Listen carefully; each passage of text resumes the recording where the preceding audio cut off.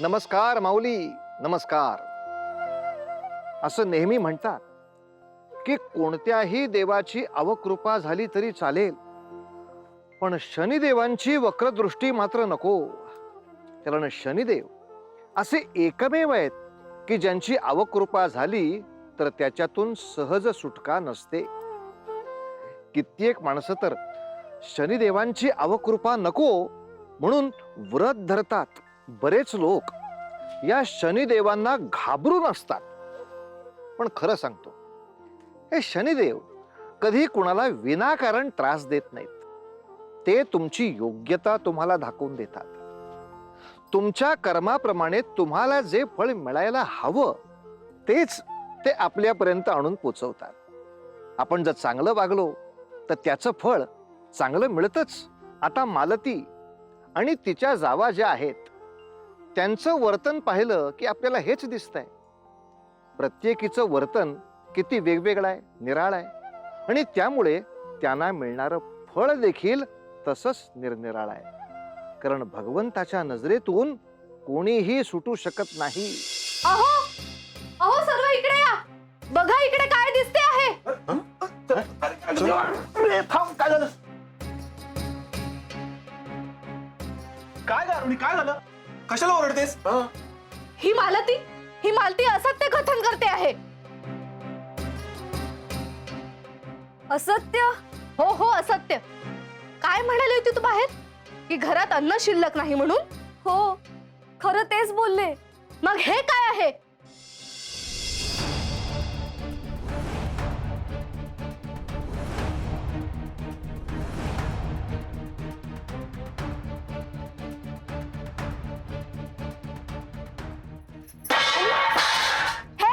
हे काय आहे?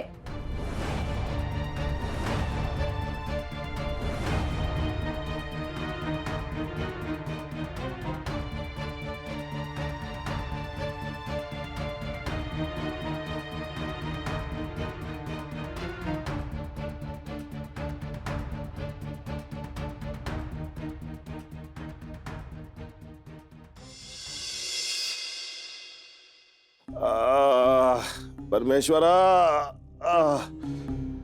अरे किती अंग टणकतंय रे. ह्यापेक्षा मरण यातना सुसह्य असतील. काय करतेस? पायाचे तुकडे पाडतेस का? नशीब समजा, कुणीतरी तुमची सेवा करते आहे. आम्ही तुमच्या मागे लागलो आहोत का? सहन करतोच आहोत ना? इथे इथे त्या मालतीचे कुतूहलच वाटते मला. इथे इथे. हा काय तुम्ही गप्पा बसाओ. हा सगळा काय प्रकार आहे? ती दिसते तेवढी साधी नव्हे. दाखवायचे दात वेगळे आणि खायचे दात वेगळे आहेत तिचे. तिने नक्कीच आपल्या अपरोक्ष धनसंचय करून ठेवला आहे. हो ना? अहो काय आले? इथे जीव तोडून बोलतेय आणि तुम्ही घोरताय काय? काय झालं? मालतीने आपल्या अपरोक्ष धनसंचय करून ठेवला नसेल ना? तू उगाचच मनात शंका आणतेस. तिच्याकडे कुठून येईल धन? हो ना? मग घरात अन्नाचा एक दाणा शिल्लक नसताना इतके धान्य आले कुठून? असू दे असू दे असू दे असू दे.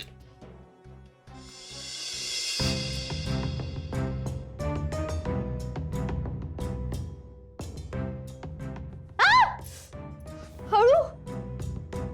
आज प्रथम पाय शेकत आहात का? मग स्वस्थ वाटण्याऐवजी त्रासच अधिक.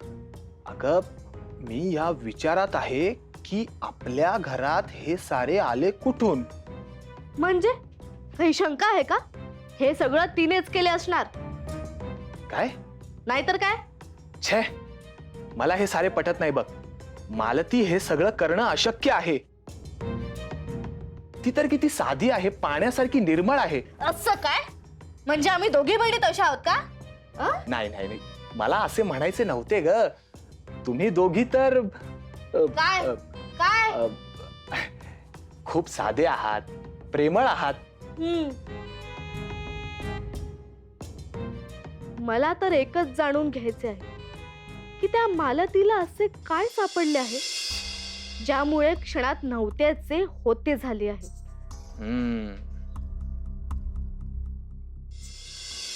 प्रभू, तुझ्यावर आमचा ठाम विश्वास आहे, अपार श्रद्धा आहे. तू आहेस म्हणूनच आम्ही भोजन करू शकलो. आज तुझ्यामुळेच आमच्या घरामध्ये अन्न शिजू शकले. हो, आणि यात सगळ्यात मोठा हातभार हा तुझा आहे मालती. तुझ्यामुळेच हे सारे काही शक्य झाले आहे. छे, यात माझे कसले श्रेय? मालती, पण एक प्रश्न मला सतत पडतो आहे, हे सारे शक्य कसे झाले? मला देखील हाच प्रश्न पडतो आहे, पण कितीही विचार केला तरी याचे समाधान सापडतच नाही. मला एक गोष्ट सांग, त्या दिवशी विशेष असे काही घडले होते का?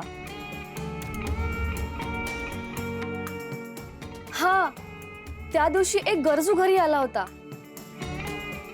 त्यास सहाय्य केले, त्याला जे हवे नको ते सगळे काही दिले आणि तो आल्या वाटेने निघून गेला. अहो, त्याने काय होणार आहे? तो कोण कुठला याचक? तो काय देणार हिला? तो स्वतःच दारोदारी फिरत असणार. मग तिने इतक्या दिवस लपवलेले धन ते आत्ता बाहेर काढले का? तू तू उगाचच निरर्थक संवाद साधतीयस. अहो, जो मुळात गरजू आहे तो दुसऱ्यांना काय देणार? खरे आहे की नाही? काय म्हणते मी? नाहीतर काय. नाही म्हणजे आत्ता आपल्या घरात जर कोणी मागायला आले तर त्याला आपण काय देणार? मला तर एकच वाटते आहे की आपण तिच्यावर बारीक लक्ष ठेवायला हवे. लक्ष ठेवायला हवे. आणि तुम्ही इथे लक्ष द्या.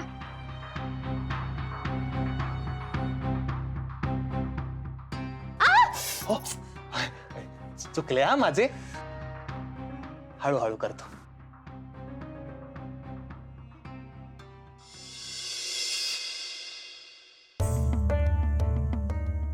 ओम श्री शनेश्वराय नमः. ओम श्री शनेश्वराय नमः. ओम श्री शनेश्वराय नमः. ताई, तुला खात्री आहे का की ही आपल्यापासून काहीतरी लपवते म्हणून? अगं, मला नक्कीच खात्री आहे. त्याशिवाय असे काही घडणे शक्यच नव्हते. बरोबर आहे तुझं. मला देखील हेच वाटते आहे. परंतु आपण हे सिद्ध करून साध्य तरी काय करणार? अरुणी, साध्य काय करणार म्हणजे? पिताश्रीच्या आदर्श सुनेचे सतत दाखले देत असतात. ती सून किती चुकीची आहे, किती धूर्त आहे हे त्यांना सांगायला नको? ही नक्कीच आपल्या अपरोक्ष धनसंचय करून ठेवते आहे. हा विश्वासघात नव्हे?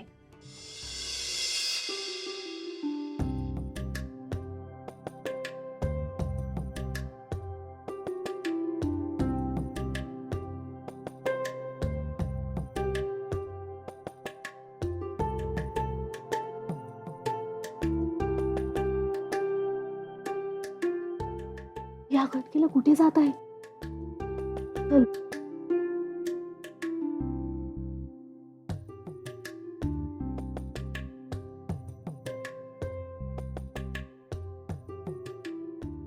चल, आपण तिचा माग काढूया.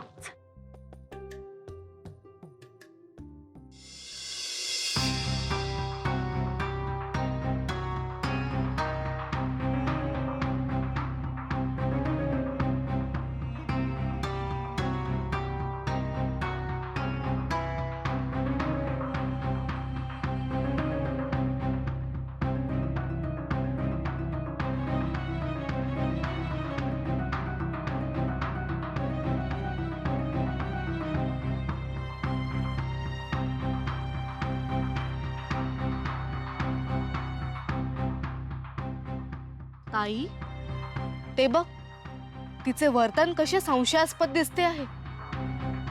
नक्कीच काहीतरी मेख असणार आहे. निश्चितच. मी देखील तुला म्हणाले नव्हते? बघ, ऐक अरुणी, तू हिच्या मागे जा आणि मी घरी जाऊन पिताश्रींना सारे काही सांगते. हिचे सत्य सर्वांसमोर आणायलाच हवे. हो हो, असंच करूया. हो, निघ.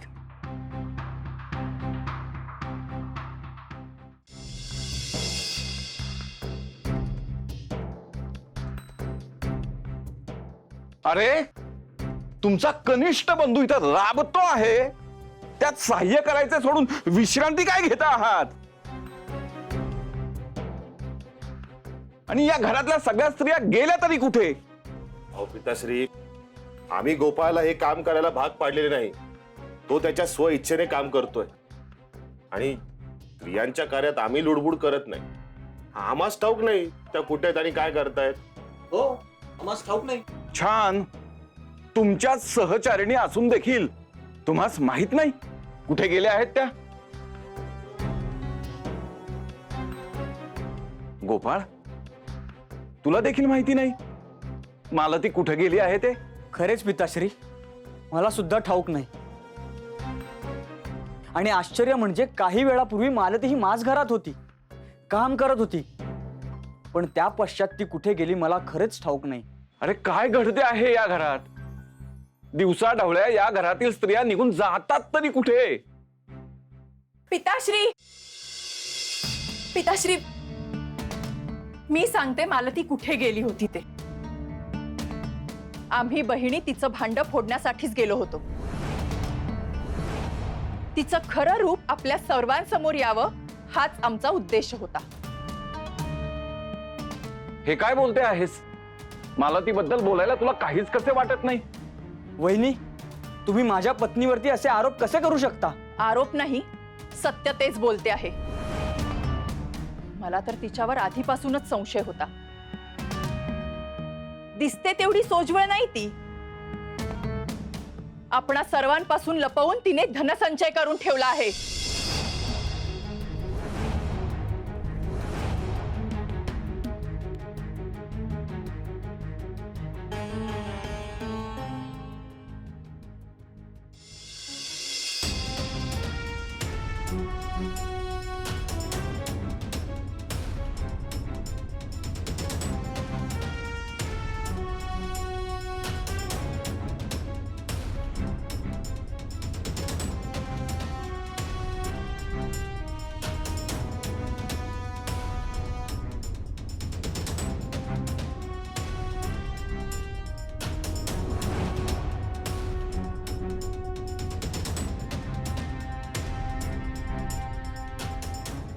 खरेच की हे तर धन भूमीत लपवून ठेवते आहे.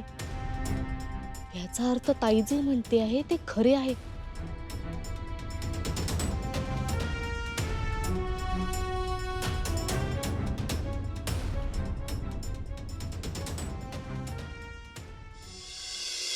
मनात येईल ते बोलू नकोस. मालती अशी मुलगी नाहीये. ही तुझी असूया आहे तिच्याबद्दलची. नाही, ती सांगते ते संपूर्णपणे सत्य आहे. मी देखील प्रत्यक्ष माझ्या डोळ्यांनी बघितले आहे तिला काहीतरी भूमीत पुरताना. मी तिचाच माग घेत होते.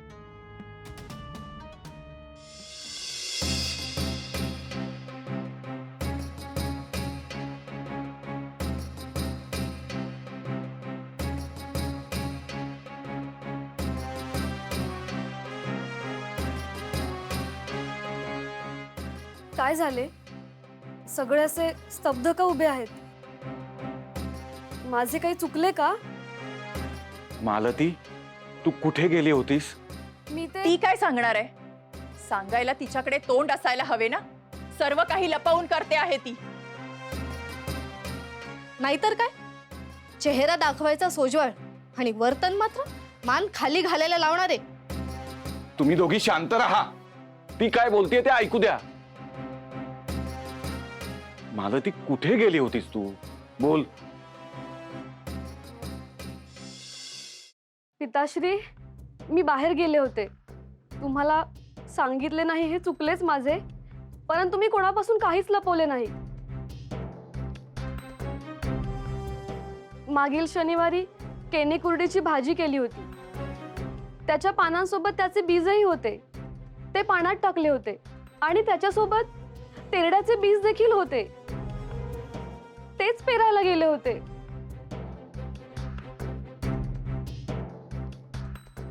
हवं तर तुम्ही सगळे येऊन खात्री करू शकता.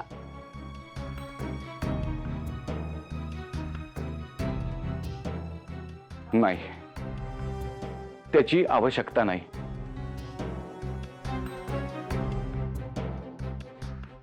उलट मला माझाच क्रोध करावासा वाटतोय. मी देखील कुणाच्या सांगण्यावरून तुझ्यावर संशय घेतला. असो, शेतावर जायला विलंब होतोय. चला. चला.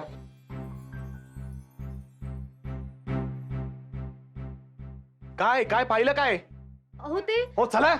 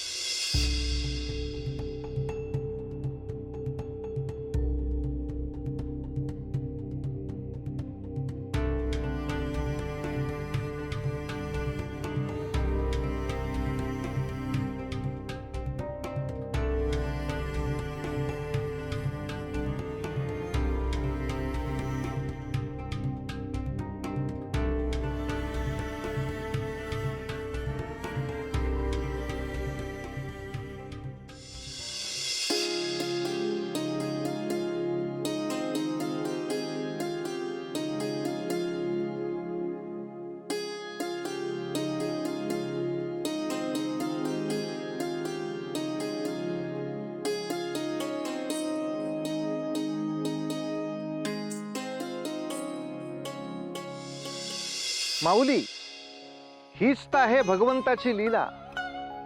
संकट आपल्याला बरेचदा डोंगराच्या कड्यापर्यंत घेऊन जातं, पण दरीमध्ये ढकलून देत नाही.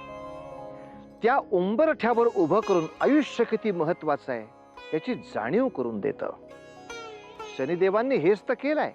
मालतीला माहीत होतं आपल्या घरी अन्न बिलकुल नाही, पण सगळे जेव्हा घरी आले तेव्हा घर अन्नधान्याने भरलेलं दिसलं. हा कृपाशीर्वाद आला कुठून? शनिदेव आपलं वर्तन बघत असतात आणि त्यांना जर आपल्या वागण्यातला, जगण्यातला प्रामाणिकपणा दिसला आणि तो जर भावला तर त्याला योग्य ते फळ ते देत असतातच. याचा एक प्रत्यय मालतीला येऊन गेला. आता यापुढे काय होणार पाहूया पुढील भागात. तोवर उतू नका, मातू नका, घेतला वसा टाकू नका.